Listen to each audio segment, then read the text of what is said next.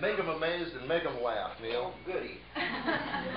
As you probably gathered, I'm a recovering illustrator, and I now do paintings for galleries, wherever they may be, and hopefully try to sell them. I'll just show you my toys here. This is my palette, and this is the palette I always use, so just don't think it's some weird aberration that I take on tours. This is the palette that I used this morning and last night and all last week, and et cetera, et cetera. It's a little on the neat side right now, because I finally got another one so full I couldn't see over it, so I had to change it. This is a canister for computer tape, and discovered this years ago that made a great palette. Now some commercial outfit is putting them out on the market at art stores. So go down and do likewise if you wish.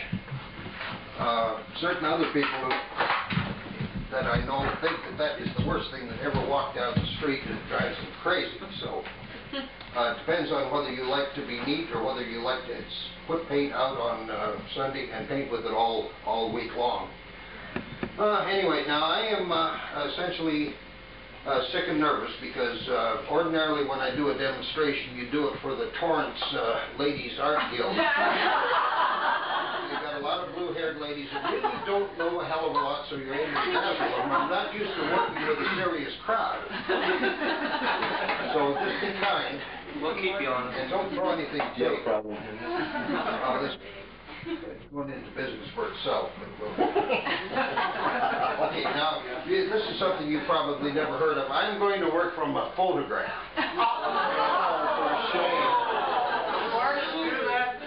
I know that there's a lot of illusions, but there's some of us that do this, usually at night when nobody's watching. The photograph works the same hours that I do, so I make use of them. This is a photograph that I personally took with my own little hands, and I take a lot of these damn things, all this size, and generally damn near this big.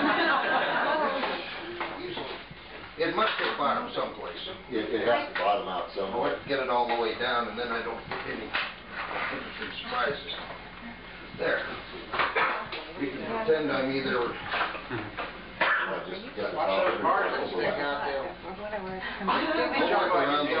Yeah.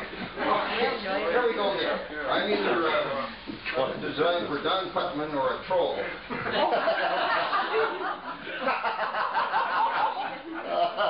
Now, having explained my way into all this, I'll try to claw my way out. These are brushes, and this is a fine drawing instrument that I use for everything. This is a calligraphic pen, which I purchased at enormous expense at standard brands. Like I say, I use it for everything because it's water-based, so the oil doesn't give a damn what you use it underneath it. So ordinarily I would like to work with a net, but here goes.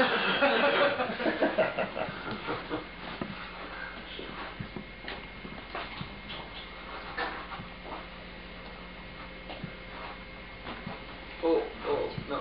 Hey, we need somebody playing banjo here in the background. Really do, yeah. To break the deadly silence, I can whistle. Ordinarily, I don't say much of anything except occasionally I grunt. So if you people will please, for God's sakes, ask questions. Anybody like to know the capital of Montana, for instance? What's the name of that pen again? This is a calligraphic pen. Calligraphic. Yeah, it's about a quart low right now. It's not too dark, but... Are you drawing right now? He's with a lady that's Usually meditating. It's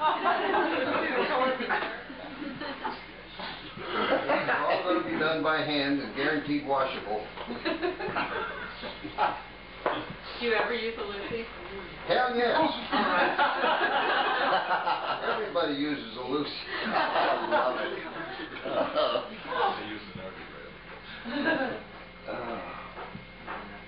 Now, will it be dry when I take it home?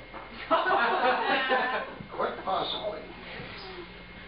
Do you use any medium with your oil when you paint? Yeah, I use Winsor Newton liquid. which is kind of a, I think was originally evolved to for the alkyd paints that they put out. And I only use Winsor Newton alkyd white. The rest of them are just stiff as a board, so I don't fool with them. Also, they dry out at an incredible rate, and you're ended up with the same problem I would have squeezing paint out once a day, which I really don't like to do. Does the liquid affect the drying time of the paint at all, or is it pretty much... No, the liquid acts as a dryer also. I see. And the only problem with liquid is that it does dry with a matte finish, so you really should give a final varnish on it. Maybe you've got some information on this. I've been wrestling with all kinds of books and things for years, trying to find out the straight scoop on when you should varnish your painting. If you need to wait a full year, or if you can paint it, I've heard people say if you varnish it in the first month, it's okay, or else wait a year. Is that been your experience? I usually just wait a month if anybody can talk me into varnishing it. I try not to varnish the damn thing. I just want to get it out and get it into the hands of the gallery, or sold, or something. I really don't like to fool with that sort of thing. It's kind of the after the fact operation that you really, once the painting is done, you really never want to see it again. You're not supposed to feel that way, right? That's what they tell us. I don't have any pets. They're all, they're nice while you're doing. They're like kids or kittens. They're fun for a while. Are all the nudes from memory, Neil, or No,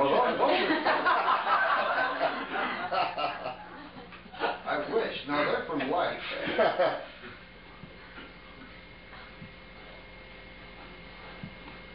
What's it like working with galleries now as opposed to being an illustrator? Actually, I really prefer it to being an illustrator, especially when you're in illustration long enough, you wear out your welcome by and by, and pretty soon all your clients are either dead or in jail, or they moved out of town or retired, and you work with a brand new bunch that are all 14 years old and don't know who the hell Al Parker is, so you feel like a dinosaur. Like, you kind of wander around apologizing for being alive. Please buy my illustration. I'm incredibly old and I need the money.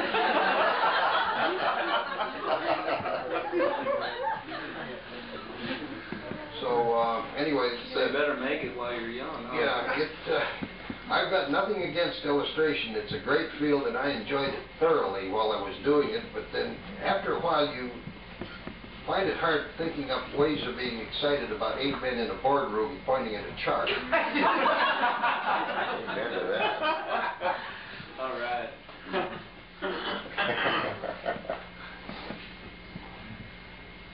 You said in the other room that you were painting the sleazy side of the West. That's right. Tell us a little bit about that. Well, I discovered a long time ago that virtue was pretty well covered.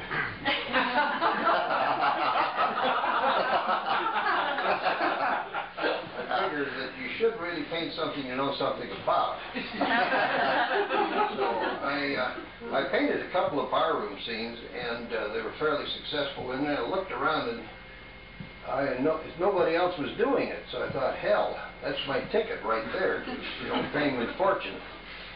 Now, I didn't realize at the time that it's also a damned hard way to make your fame and fortune, because barroom scenes are a lot more complicated than sunsets.